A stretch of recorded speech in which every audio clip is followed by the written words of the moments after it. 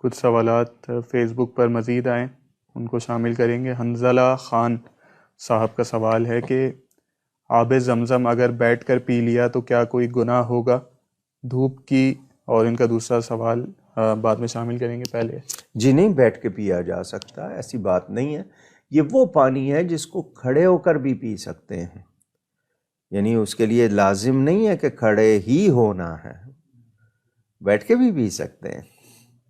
یہ نہیں ہے کہ لازمی کھڑے ہونا، یہ لازمی نہیں ہے، لیکن یہ کہ ایک نبی کی ایڑی کی برکت سے نکلا تو اس کو تعظیم دی گئی۔ باقی پانی بیٹھ کے پیے جاتے ہیں، یہ تعظیماً کھڑے ہو کے، بلکہ اس میں ایک میسیج ہے، جب نبی کی ایڑی کی برکت سے نکلنے والے پانی کی تعظیم میں کھڑے ہو رہے ہیں تو خود نبی کی تعظیم میں کیوں نہیں کھڑے ہوتے؟ صلاۃ و سلام کھڑے ہو کے پڑھیں تو کچھ لوگ اعتراض کرتے ہیں، ان کو سوچنا چاہیے۔ تو یہ بیٹھ کے بھی پی سکتے ہیں۔ اور ان کا دوسرا سوال کہ دھوپ کی وجہ سے جو پانی گرم ہو جاتا ہے تو کیا اس سے وضو کرنا مکروہ ہے، اور اگر ہے تو کس وجہ سے؟ پانی کی کم مقدار ہو نا، ایک تو ہے نا بہت بڑا حوض ہے یا بہتا ہوا پانی ہے، اس میں نہیں، جو کم کسی برتن میں کسی جگہ پہ دھوپ میں رکھا ہے اس کو پینے سے منع کیا۔ یہ جو پھل بیری یا اس کو پیچز یا برس، معاذ اللہ، یہ بیماری کا اندیشہ ہے۔ اسی طرح خود اگر دھوپ میں بیٹھے ہیں تو یہ نہیں کہ آدھے حصے میں دھوپ آ رہی ہے جسم کے، آدھے میں نہیں، پوری طرح دھوپ میں بیٹھیں یا پوری طرح سائے میں بیٹھیں، آدھی دھوپ آدھے سائے میں بیٹھنے سے منع کیا گیا۔ اسی طرح ہمارے ہاں لحاظ نہیں کرتے، یہ جو ریڑھی والے لگاتے ہیں، کھانے کی چیزیں ہوتی ہیں ان کو وہ دھوپ میں تپ رہی ہوتی ہیں تو بے احتیاطی ہوتی ہے، ایسا نہیں ہونا چاہیے۔ بہرحال وہ حکم ہے، لیکن وہ ہے نا کہ بہتا پانی ہے، سمندر کا ہے یا دریا کا ہے یا نہر کا ہے، ندی کا ہے، وہ اور حکم ہے۔ اسی طرح بڑا حوض ہے اس کا حکم، لیکن چھوٹے برتن میں یا کسی گھڑے میں ٹب میں رکھا ہوا ہے، اس پہ دھوپ پڑ رہی ہے تو وہ نہیں کرنا چاہیے، نہ پینا چاہیے نہ استعمال کرنا چاہیے اس طرح۔ اگلے سوالات جنید صاحب کے، ان کا پہلا سوال کہ سر کے سفید بال نوچ کر نکالنا کیسا ہے؟ کیا ہوگا اس سے؟ وہ ایک کہاوت ہے نا کسی بزرگ کی، کسی امام کی، کہ وہ باربر کے پاس، حجام حلاق کے پاس گئے تو اس نے کہا کہ جی سفید بال آ گئے ہیں تو کیا نوچ دوں، نکال لوں؟ تو کیوں؟ کہا جی نظر آ رہے ہیں تو نکال دوں۔ تو اس نے کہا کہ جی جو بال نکالے نا وہ زیادہ ہو جاتے ہیں، یعنی اگر سفید بال نکالوں گا تو زیادہ، ان کا پھر کالے نکال دو تاکہ وہ زیادہ ہو جائیں۔ تو اس طرح کی باتیں، تو اگر کوئی ایک آدھا ہے کہیں آپ کو لگ رہا ہے اور آپ اس کو کھینچ لیتے ہیں، وہ آپ کی مرضی ہے، لیکن یہ ہے کہ آپ پورے اس طرح کریں تو وہ غلط ہے۔ ہاں رنگ سکتے ہیں، کالا رنگ مرد کے لیے صرف یہ ہے کہ اس میں تھوڑا سا اختلاف ہے، باقی کوئی بھی رنگ ہو اس کو رنگ لیں، لیکن نوچنا اس سے، اور خاص طور پر آنکھوں کے، بھووں کے، پلکوں کے بال بالکل مرد ہوں عورت ہو نہیں نوچنے چاہیے۔ عورت کے غیر ضروری بال چین وغیرہ پہ نکل آئے ہیں تو اس کا علاج کیا جا سکتا ہے۔ یہ جو تھریڈنگ کراتے ہیں اور کھینچتے ہیں یہ بالکل غلط بات ہے۔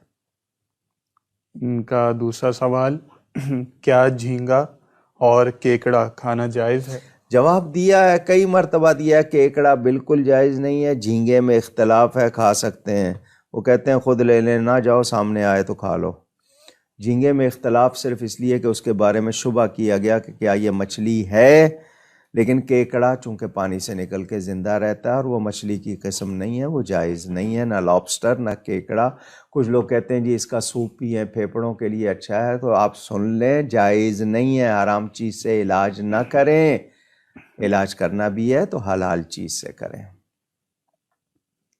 یہ آج کا آخری سوال عبدالرافع خان صاحب کا سوال، زنا بالرضا کے متعلق اسلامی نظریہ اور سزا کیا ہے، اور اسے دنیا بھر میں تیزی سے قانونی حیثیت کیوں مل رہی ہے، حتیٰ کہ بہت سے اسلامی ممالک میں بھی اس کی کوئی سزا مقرر نہیں؟ یہی تو رونا ہے، اور رو کس بات کو رہے ہیں ہم؟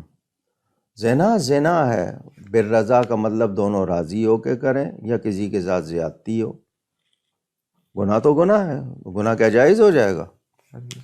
کل کو کہیں گے کہ جی شراب اگر کوئی خوشی سے پی رہا ہے تو زبردستی جو ہے وہ ناجائز ہے، خوشی سے پی رہا ہے تو جائز، کیسی باتیں ہیں معاذ اللہ۔ یہ جو اسلامی ممالک کہلا رہے ہیں نا، کاش اسلامی ہو جائیں، غیرت ایمانی کے تقاضے کے مطابق ہو جائیں، شریعت و سنت کے مطابق ہو جائیں۔ ہم سب بھی اسلام پسند ہونا اور بات ہے، اسلام پابند ہونا اور بات۔ ہم کو اسلام کا پابند ہونا ہے۔ اگر ہم نہیں ہوں گے تو یہ دنیا 4 دن کی زندگی، اگلے سانس کا پتہ نہیں ہے۔ کورونا نے کتنا کچھ بدل دیا، کورونا کے ڈر سے آپ نے کتنی باتیں چھوڑ دی، اللہ کے ڈر سے نہیں چھوڑ رہے۔ سوچئے گا، یہ اسلامی ملک کہلانے والے اگر ان میں اسلام کا عملی نفاذ ہو اور یہ نمونہ بن جائیں، دوسروں کو بھی پتہ چلے مسلمان ہوتے کیا ہیں۔ قرون اولا، پہلے زمانے کے مسلمان کیسے تھے؟ چلیں آپ چھوڑیں، آپ اپنے باپ دادا کی بات کر لیں، ان جیسے ہیں آپ یقیناً کہیں گے وہ ہم سے بہتر تھے۔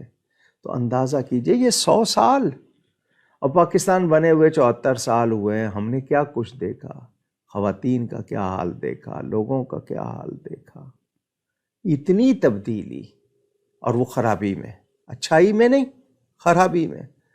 کتنی حیا تھی، زبان کا کتنا پاس تھا، وعدے کی کتنی پابندی تھی، معیار کوالٹی کیا تھی، چیز کا وعدہ بنانی کیسے ہے، ایک ون چیز، اور اب ہر جگہ دھوکہ، ہر جگہ دھوکہ، ہر جگہ دھوکہ۔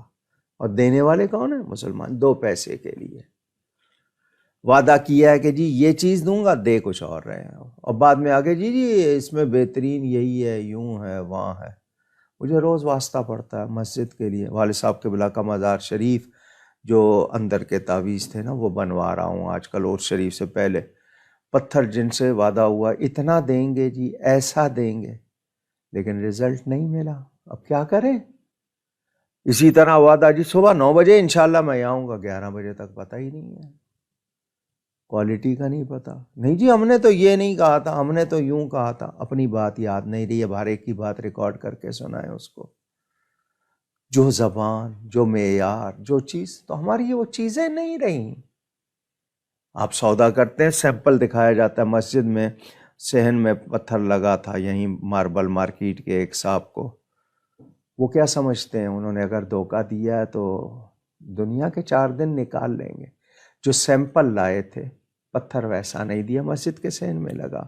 حاجی ابراہیم کریم صاحب نے ساؤتھ افریقہ سے اس کی رقم ادا کی تھی، 1 کروڑ روپے کا پتھر، وہ حرم کی نسبت سے لگایا تھا، لیکن لگانے والے، اچھا میں نے کہا اس کو لگانے والے کو جو اس پہ نقش، ان کو جا کے کہہ رہے ہیں کہ جی نہیں میرا مال چلاؤ۔ ہم نے کہا تھا جس پہ دھبا ہو وہ روک لینا، وہ دوسرے کہہ رہے ہیں نہیں چلاؤ۔ تو یہ دنیا میں تو 2 دن آپ نکال لیں گے، آپ نے مسجد کے ساتھ دھوکہ کیا، کیا ہوگا؟ اسی طرح مسلمان کے ساتھ کر رہا ہے۔ یہ دال دکھائی بڑی صاف ستھری، جب آرڈر دیا گیا آیا مال تو آدھا کچرا۔ یہ ہم ہی کر رہے ہیں نا، یہ ہم ہی کر رہے ہیں نا مسلمان کہلانے والے۔ دودھ میں کیا ملا رہے ہیں؟ گائے بھینسوں کو انجیکشن لگا رہے ہیں، کیسا دودھ مل رہا ہے؟ جعلی انڈے، مرغی، یہ جس کو برائلر مرغی آپ کہتے ہیں، پولٹری فارم، ان کی فیڈ کیا ہے؟ آپ نے کبھی سونگھی ہے؟ دیکھا آپ نے کیا ہے؟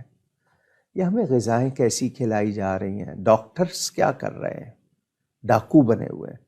جو خیراتی ہسپتال تھے وہ سب سے زیادہ اس وقت مارکیٹنگ کر رہے ہیں، کمرشلائز ہوئے ہیں۔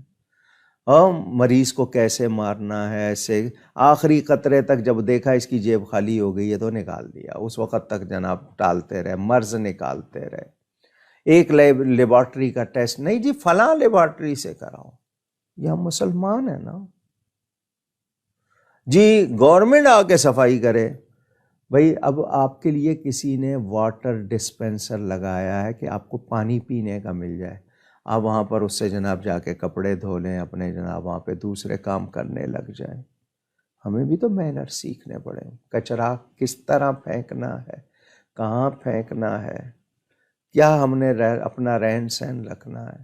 نہیں، اچھا جی کورونا کے لیے لاؤنج میں ہو تو فاصلے سے بیٹھو، جہاز کی سیٹوں پہ اکٹھے بیٹھو، کیونکہ وہاں پیسوں کا مسئلہ ہے۔ یہ ہمارے معیار کیا ہے؟ کیا ہو گیا ہے ہمیں؟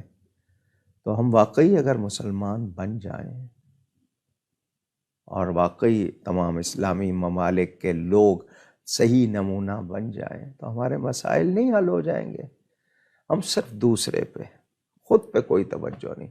حالانکہ یہ آپ کی طرف انگلی ہے تو یہ 3 انگلیاں میری طرف ہے، مگر میں اپنے آپ کو نوٹ نہیں کر رہا تھا، ہمیشہ دوسروں کو. معاف کیجئے گا، آپ کہیں گے میں سب سے زیادہ گناہ گار ہوں، لیکن مجھے بھی اور آپ کو بھی کوشش کرنی ہے سنبھلنے کی، سدھرنے کی، سنورنے کی. اللہ تعالیٰ توفیق دے.